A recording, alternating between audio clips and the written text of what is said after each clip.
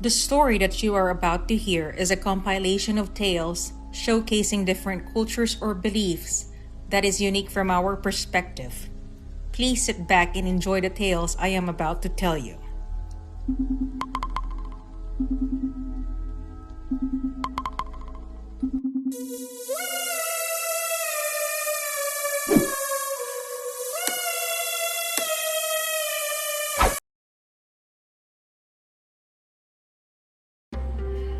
Before I begin this narration, let me apologize in advance for any mispronounced words.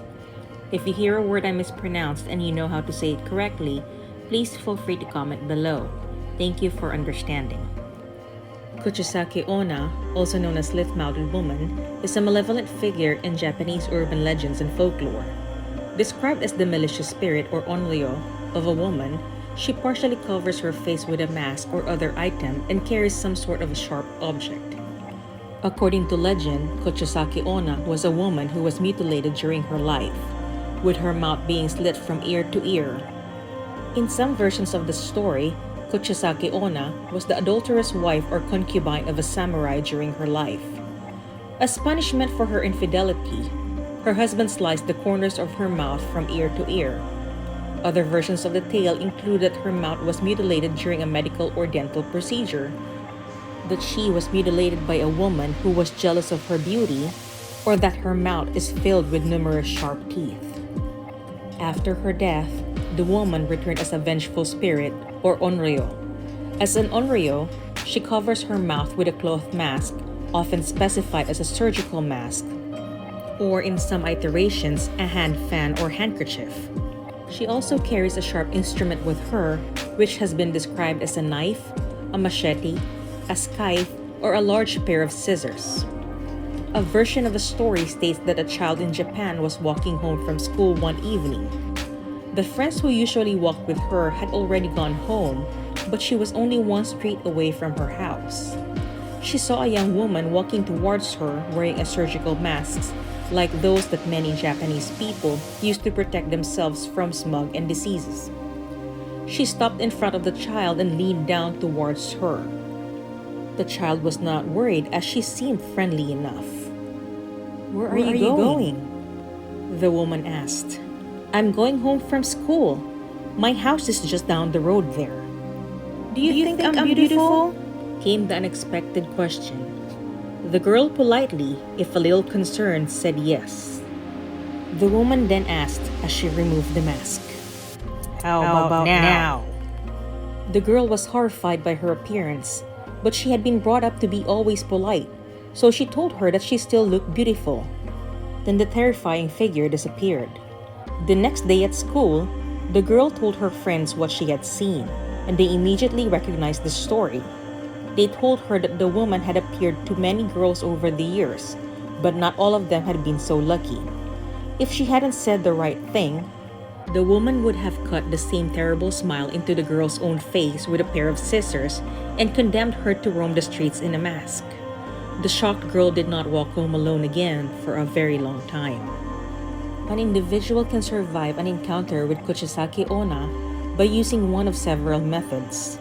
In some versions of the legend, Kuchisake-onna will leave the potential victim alone if they answer yes to both of her questions.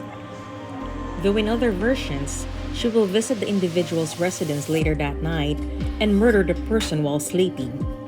Other survival tactics include replying to Kuchisake-onna's question by describing her appearance as average, giving the individual enough time to run away, distracting her by giving or throwing money or hard candies, particularly the kind of candy known as beko-ame, made of caramelized sugar, in her direction, as she will stop to pick them up, or by saying the word pomade 3 times. Black-eyed children, or black-eyed kids, are an American contemporary legend of paranormal creatures that resemble children between ages 6 and 16 with pale skin and black eyes who are reportedly seen hitchhiking or panhandling, or are encountered on doorsteps of residential homes. A dozen of stories keep circulating, all following a very similar pattern. Kids with eyes completely blacked out appear at people's home or vehicle, knock on the door, and then insist upon getting inside. Anyone who encountered them has almost immediately felt an overwhelming sense of dread. Besides blacked out eyes, these children typically appear normal. Sometimes, their attire seems outdated. In extremely unusual instances, people have reported encountering creatures with talon-like feet. People started hearing about these stories since the 1980s. This story first appeared in the early days of the internet, posted on a message board. A young professional in Midwestern American town had gone to pick up some supplies from a late-night convenience store. After leaving the shop, he got into his car and prepared to drive off when he heard a knock at the window. Standing there were two small boys, both quite young and wearing hoods. He wound the window down to see what they wanted and instantly felt that something was not quite right with his children, who were asking him where he lived.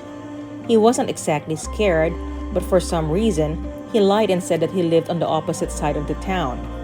They told him that was where they lived as well and they needed a lift home because they had missed their bus. At that point, it was past 10 p.m., and the man was aware that the buses had stopped running a few hours previously. What were they doing out at this time on their own? The boys asked if he was going to let them in, saying that they were getting hungry, and one of them put his hand on the door handle, which the man quickly locked from the inside. The taller of the pair said that they were only kids, insisting, We're not going to do anything bad, but we can't get in the car unless you ask us." This kind of talk alarmed the driver. He started the car, but they knocked again. And he wondered whether leaving kids of that age alone in the dark would be the right thing to do. Then he noticed their eyes. Their eyeballs were totally black with no visible iris, as if they were full of jet black ink. You need to let us in. We can't come in unless you ask us. You can't leave us out here, they repeated. He ignored them and sped off, and as he looked back in his mirrors, he saw that they had disappeared. Shaken by this incident, he posted a description on a local message board, and it wasn't long before his story was picked up nationwide. Several other sightings were reported up and down the country, all of them involving young children knocking on doors and windows of cars and houses, asking to be let in for food and becoming quietly insistent when they were denied access. Nobody knows what would happen if you beckoned them inside, because the only people who did were sadly unable to tell the tale. Another version goes like this. In the snowy town within the middle of nowhere of Vermont, an elderly couple heard the sound of 3 loud knocks on their door. They opened the door and saw 2 children, a boy and a girl. Parents will be here soon. May we come in? The children did not make eye contact and just stood there in the doorway. The elderly couple were hesitant, but after a while, they let the boy and girl inside. The kids settled on the couch while the wife made some hot cocoa, and the husband asked them questions that went unanswered. The wife returned and noticed that her cat was scared and angry with the children. May we please use the restroom? The wife looked at the kids and she finally saw them. The children's eyes were as black as the starless universe. She directed them to the bathroom and returned to her husband, who was covering his face with his hand. Did you see their eyes? The husband then showed her his hand full of blood from a nosebleed. The power suddenly went out and the house turned as dark as the kids' eyes. The wife headed to the restroom and was confronted by the voice of the kids at the end of the hall uttering, "Our parents are here!" The kids then exited the house, leaving the door wide open. The wife then noticed that there were 2 men at the end of the driveway. The men were very tall and slender. The wife waved but did not receive the same friendly gesture. The 2 men and children then drove away together in one car.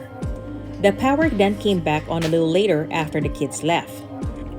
Throughout the next week, weird things happened in the house. 3 out of 4 cats went missing, and the 4th had been found dead in the pool of its blood. The husband continued to have nosebleeds and finally went to the doctor, where he was diagnosed with a very aggressive skin cancer. Nowadays, people still claim to see the black-eyed children when driving late at night down an empty road or outside of their window late at night, or even lurking in the shadows of their room. Many people have reported seeing the black-eyed children standing in the corner of their room during their episodes of sleep paralysis, or even waking up in the middle of the night because they sensed someone was watching them, and in the shadows were these children. On a different note, if you love to read love stories, a friend of a friend has a page on an app called Dreame. Her name is Annabel Lee, and you can log on to the app using your Gmail or FB account. Her link is on the description below. Thank you.